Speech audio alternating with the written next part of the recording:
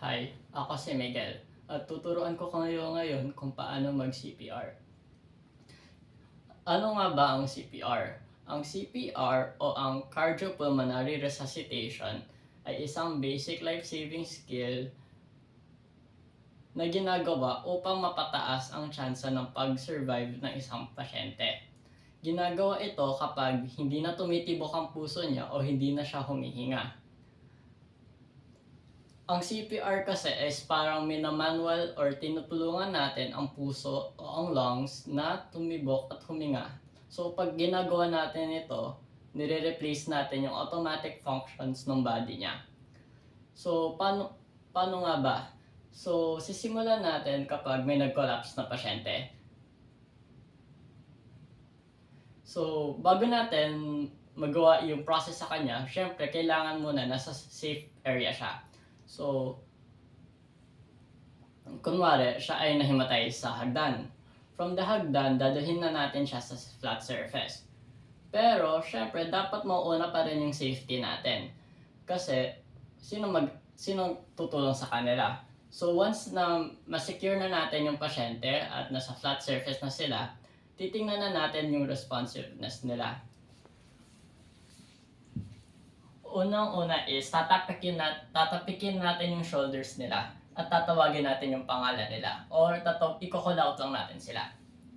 Sir, okay ka lang ba? Sir.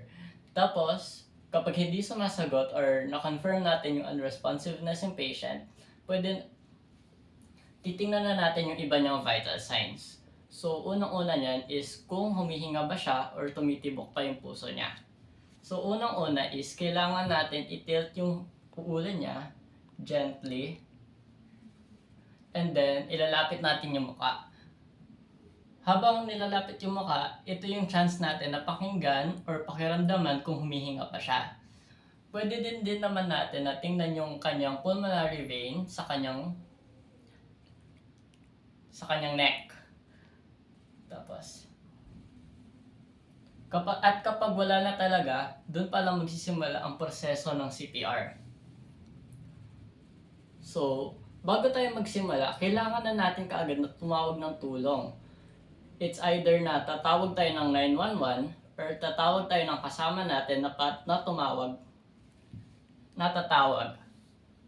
Ngayon, na alam na natin na may professional na tulong na papapunta, kailangan din natin na gumawa ng paraan upang maagapan yung sitwasyon niya. Kasi once na nag-stop na ang pagtibok ng puso niya, ang delikado dyan ay yung utak niya. Kasi kapag wala ng dugo na dumadaloy, wala ng oxygen yung utak niya. At sa unang mga minuto pa lang, pwede na siya kaagad na mamatay. Ngayon na open yung airway niya, we're gonna start the chest compressions. Nakikita na natin to sa mga sine. Pero ang tamang paraan yan is, yung palad natin, yung heel niyan, ilalagay natin sa gitna ng dibdib. And then, i-intertwine natin yung isa nating kamay. Kailangan yung position natin is naka-shoulder width para maibigay natin yung buong bigat ng katawan natin. Kailangan din palang naka-straight ang elbows. And then, ang pag-give naman ng chest compressions ay dapat 2 inches deep. So, ibig sabihin dapat na-prepare sa natin upang makompress talaga yung heart at dumalo yung dugo. May saktong bilis din dapat to na i-carry out. Ito ay nasa 100 BPM to 120 BPM.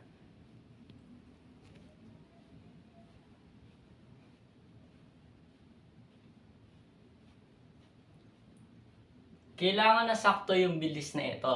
Kasi kapag masyadong mabilis, may chance na yung dugo ay hindi babalik kaagad sa puso niya at wala ka din namang pinapump. At kapag masyado namang mabagal, babalik kaagad yung dugo sa puso at hindi na aabot sa utak. At kapag masyado namang magaan, hindi natin makokompress yung heart at lungs and wala din namang mangyayari. Ngayon, kung comfortable kayo or trained, pwede din naman yung mouth-to-mouth resuscitation. Which is, after ng 30 na pumps, is iaangat nyo ang chin ng patient and magbo-blow kayo sa mouth niya. Kapag nag-blow kayo sa mouth, kailangan mo obserbahan nyo na mag-rise ang chest. And then kapag bumaba na uli yung chest, magbo-blow uli kayo. So bale, 2 beses. Kapag 2 beses mo nagawa yung cycle na yon, uulitin mo uli ang hanggang 30 hanggat sa bumalik yung malay ng pasyente o dumating na ang professional na tulong. So, bale mag-alternate kayo sa 30 pumps at 2 buga. So, sabihin natin na humihinga na ang pasyente.